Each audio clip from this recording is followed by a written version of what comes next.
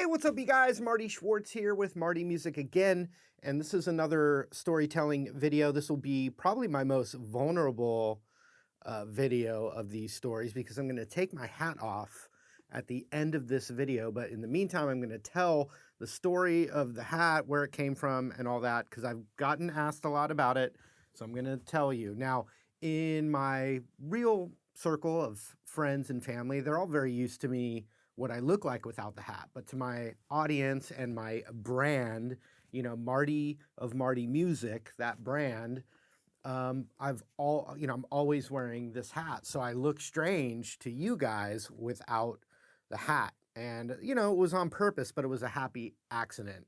So over 17 years ago, when I was a private guitar instructor and a gigging musician, and I had a full head of hair, back then, full head of hair. I'd never worn a hat like this ever in all that time. And I had started making some videos for my private students and putting that on YouTube, but just for them. So I didn't, you can see the other storytelling video about my YouTube career starting. But I had started making supplemental videos for my own private students and putting that on this anonymous YouTube channel just for them to watch. But because of that, I had started to look into what I could do more with the platform YouTube in the very beginning of it, and how I could possibly turn that into more of my career. And so I had started just seeing what else was out there. And this is the 2008, the very beginning of YouTube. And I saw a very popular YouTube channel at the time that had multiple guitar instructors on it. For various reasons, I won't say the name, but it's not because I didn't appreciate the opportunity. It's for other reasons that you can just use your imagination on. But there was a channel that was out there, and I had noticed the channel and had no idea they were actually in my same kind of local area of North San Diego. I had no idea. So one day at the school fair, where I was an elementary school music teacher, and a couple of my little kid bands were playing at the country fair for the elementary school, and I was coaching them. They were little kids. I literally had to step on their pedals for them, count in different sections like a conductor. And I remember they were playing TNT and Paradise City were the two songs I remember. But in the audience watching, there was at least 1,000, 1,500 people there, kids, families of this elementary school.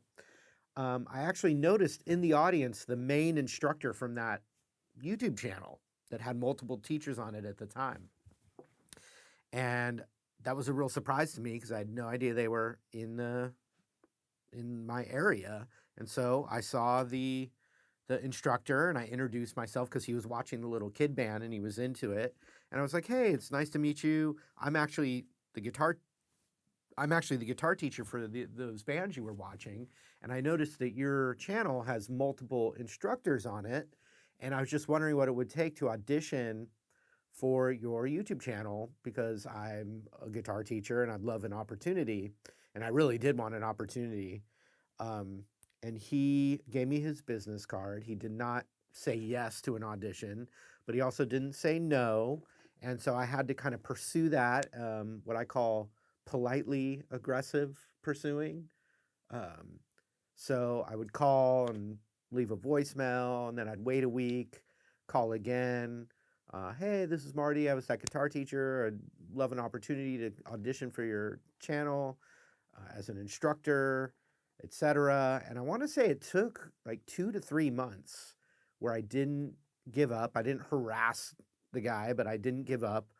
Kind of politely, but not giving up, politely every once a week, leaving a message, calling. I kept trying. And he finally, after months, called me back and said, "Hey, we do sometimes have new teachers come on, and so I'll give you an opportunity." So I appreciate him for that. And he said,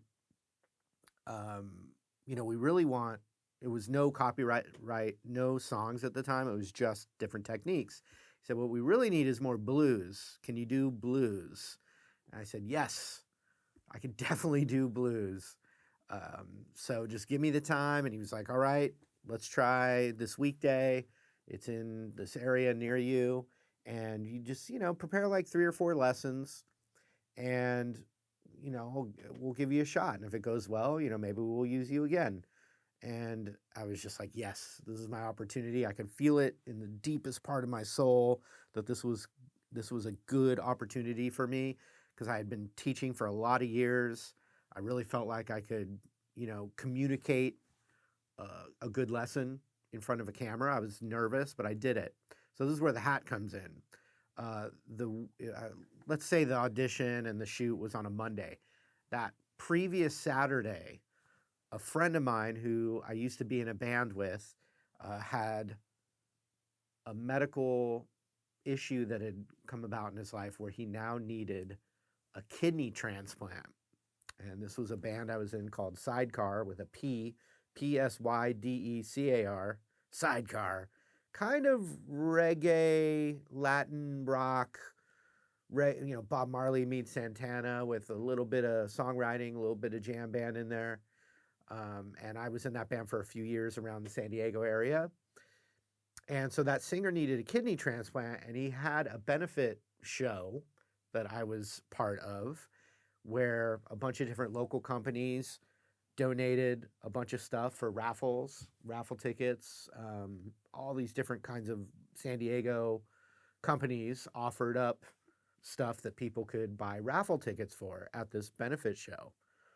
And I was trying to be helpful for this guy that had a major, life-threatening and life-changing situation. I'm happy to say he's still alive and doing really well. And that was, 17, 18 years ago. So he did end up getting a kidney transplant, made it through, and he's still playing music and everything. So that's good. But so I'm at this benefit for him, and I bought, there's a lot of broke musicians there, and I was one of them. I was a broke musician as well, but I bought maybe a couple $100 worth of raffle tickets, which most people were only buying like $10 or something. And obviously it was going towards his medical bills and recovery and everything. So I just donated probably more than I could afford and got a bunch of raffle tickets from it. And up to this point, 1, I had a full head of hair. 2, I'd never worn a fedora ever. I'm not comfortable with it, which is ironic. So meanwhile, they start pulling these raffle tickets. And because I bought so many raffle tickets, so many more than anyone else there, I started winning most of the things that they were announcing. So they'd announce a number. I'd look through my raffle tickets because it was a set of numbers. And I was like, oh, that's in my set of numbers. One here, one here, one here. So I ended up winning a bunch of stuff. But one of the items I won, and this is just a couple days before my audition for the big, at the time, the big YouTube channel, one of the things I won was a kind of straw-style fedora from the company called Brixton, which is a San Diego-based company that made these hats. And this is at the time when Jason Mraz got really big, and he lived in North San Diego. And so he probably had some affiliation with Brixton, and he got his biggest hit song right at the time that the kind of straw hat fedora was really popular. And he had worn it and made it really popular. And he's actually wearing a hat again now, I've noticed. He went for a time without the hat. Now it's back. But I've joked that I've actually been with a fedora in and out of style maybe 4 times now. And, a lot of people don't like the fedora ever. But obviously I'm stuck with it, at least when I'm teaching on the video. And I'm happy to have this kind of happy part of my brand, happy accident part of it. So I win this straw hat fedora. I tried it on. I didn't like it at all, but I had it. And so it was in the back of my car with all the other raffle items that I had won. So then 2 days later, I go to my big audition. They want blues, specifically blues lessons. And I meet with the guy before we do the session. He's like, so you have some blues stuff? And I said, yeah, I've got some blues stuff. And he's like, is that what you're going to wear? And it was just like a t-shirt with some guitar kind of stuff on the t-shirt. And that was it. And I was like, yeah, is that cool? Should I spice it up or whatever? He's like, oh, that's fine. And I was like, well, I do have this hat that I just won. And I pull out the straw hat fedora and I put it on. I'm like, huh? And he's like, yeah, that's kind of bluesy. You know, blues guys wear hats like that. Why don't you do that? That would be cool. You know, like anything that sets you apart. That's a good idea. And so I put the straw hat on. I was like, all right, you know, I'll give it a shot. And so I went in and we did three different technique lessons. And one of them, which is a topic I've still talked about, is called The Land of A7.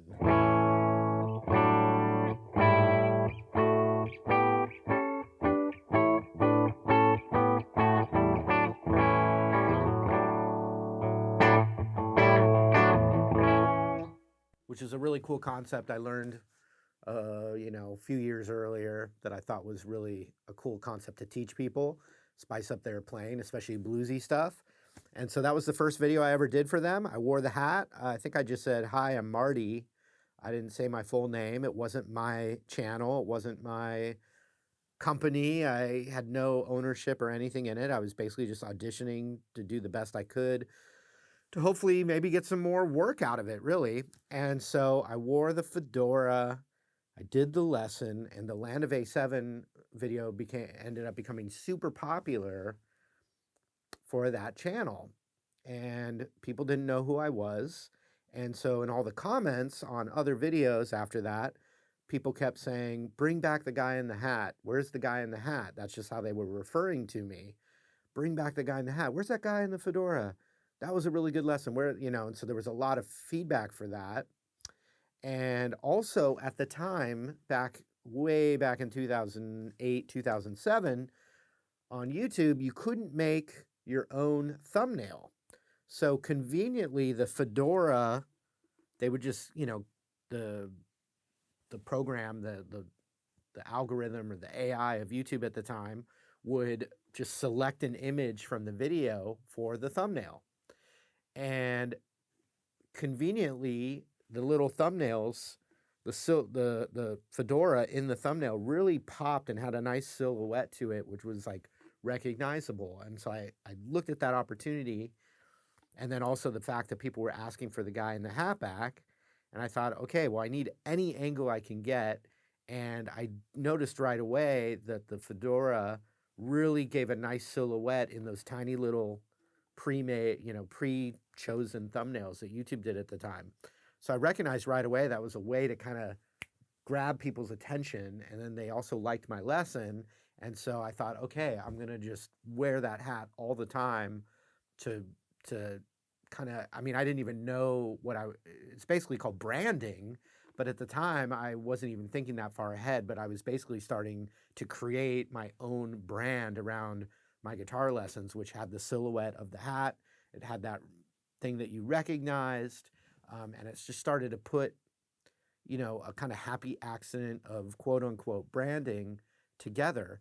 And so the hat became the signature. Like I said, I still had a full head of hair. In fact, it might have been even less than like 4 or 5 years ago, I did a John Mayer, Who Do You Think I Was lesson, and I took my hat off in there, and I was still, it had started to thin in my 40s. So like even through all my 30s, I still had basically a full head of hair. And then in my mid 40s, it did start to thin. And then after 45, it basically just completely fell out. So I guess around the time of the pandemic, not related to the pandemic, but it just, a button switch, some switch flipped right at around 45 years old, and my hair just decided to completely leave my head. But I was wearing the fedora way before that as a branding thing.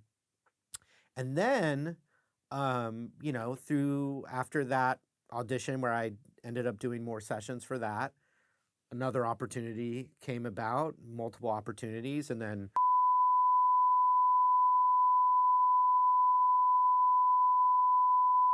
cut to 2016 when I had to start from scratch. A new YouTube channel with 0 followers, no email list, nothing to show for the years prior, and I had to start completely from scratch. And so when I did that, I knew that I had to start Marty Music. I knew right then that I was really not only going to wear the fedora, but wear the exact same one in every single thing I do, brand myself. I also grew a beard to set myself apart from those old videos, whereas before I just had a goatee. I was going to wear the same hat the whole time. I've had probably 15 of these exact hats. This one now has a little wider brim than the old Brixton hat. This is now a Gorin Brothers, Dean the Butcher, Gorin Brothers, and I have no endorsement with any hat company, never with Brixton and now never with Gorin Brothers, but this is one I've worn for many years. And once again, it just became this part of the brand, like when you look at the back of my headstock here, the Marty Music logo, perfect little cartoon with the hat. It kind of just fits perfectly into this brand now. I've done it so long, I don't know any different. And so when I'm representing Marty Music, the brand, I'm wearing the hat as part of being that ambassador of the brand, Marty Music. So it became synonymous with guitar lessons and what I do. And it's been in and out of style, like I've joked 4 times, probably out of style, whatever. But, just like if anyone else wore a top hat, you'd be like, why is that guy wearing a top hat? That doesn't look right. But then when Slash wears a top hat, you're like, oh, it's Slash, right? So, and I'm not comparing myself to Slash in any way, and I love Slash, but it's kind of that idea of this like thing that helps people identify you with, and it helps with that term branding. So I'm still wearing it. People are so used to it. In fact, if I'm out in public with just a snapback hat or no hat at all, which I'll do, I'll take it off right now, and it just looks weird to people. I'm totally comfortable with it, and I'm out in public like this, and people don't really ever. They've still recognized me, but it's not even close to when I'm wearing the hat. So I'm wearing the hat. It's about if I'm out in public, like I was just on this little trip to where I used to live in Santa Fe, New Mexico, and I wore the hat out and about. And it was about every 15 minutes someone came up to me and was like, hey, I learned guitar from you and stuff like that. Whereas another day, I wear a snapback hat or no hat at all, and it's way, way less. So it's I can kind of be an anonymous person. I don't mind either way. I'm super honored and flattered that I've helped people learn guitar. It's probably the best way to get recognized is something that has helped people as opposed to like being in some band or something like that. So it was this thing that I'm stuck with. I've embraced it. Like I said, it was probably about 5 years ago. My hair just decided to completely fall out really quickly. It was like all right, middle age, here we go. And my genes or DNA just like flipped it on and said, all right, you've had enough of that. And the hair just fell out. But I did wear the hat before that. But man, it feels really good. It's super vulnerable of me, not because of any kind of embarrassment about not having hair anymore or anything like that. It's just that no one that watches my lessons have ever seen me this way. And so it's just weird because I don't look like what you think of me as your guitar teacher. So it's more about just knowing that I look super different, super vulnerable. It's a lot of skin. And just just me being open and vulnerable with a bunch of strangers out there. But I think my head's pretty round, it's not too big and it's nice and round. Feels really good to shave it. It's only been a few years that I've been doing that. I do have to wear a hat so my head doesn't get sunburned, protect from sun damage. But anyway, I have no problem with it other than just knowing how different I look to people that only know me as the guitar teacher guy for them. So here it is. Appreciate your continued support. I do have other stories, but I'm kind of going chronological. How I learned guitar was a big one. Meeting Slash was another one. how my YouTube career started was another one. But I have a lot more over the years of being in music. Some pretty crazy stories before I was ever on YouTube, and then other crazy stories since I've been on YouTube, and people I've met along the way, like world leaders, princes, sheikhs, rock stars, celebrities, my own personal journeys and adventures. So there's a lot more to tell you guys. So let me know in the comments other things you'd like to know about. And, these are bonus videos. These are not taking up the time of a guitar lesson. These are on top of my guitar lesson schedule. So I'm not ever going to try and transition into storytelling or anything, but people have enjoyed them. They've done really well. So I'm going to keep doing them, but it's only going to be every once in a while as a little supplement to all the guitar lessons I'm giving all the time. And I have no retirement date or anything like that. So thank you for your continued support. I don't want to freak you out anymore. Let's put it back on. That is the deal. And hope to see you guys again. See you later.